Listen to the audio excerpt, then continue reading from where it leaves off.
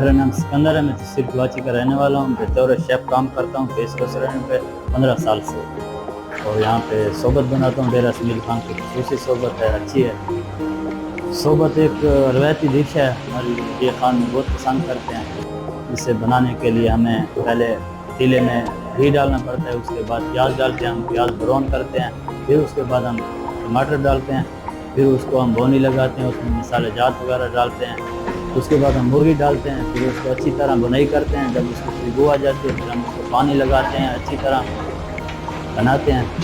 सोबत लगाने का तरीका इसके लिए खसूसी माने होते हैं, उसमें हम पहले चूरते हैं, फिर हम बर्तन लेते हैं, मिट्टी का जो पादरी वगैरह होती है उसमें हम चूरते हैं, फिर उसको हम लगाते हैं। शोरन टाइप होता है। फिर ये हमारे डे खान की खसूसी डिश है और बहुत लोग पसंद करते हैं।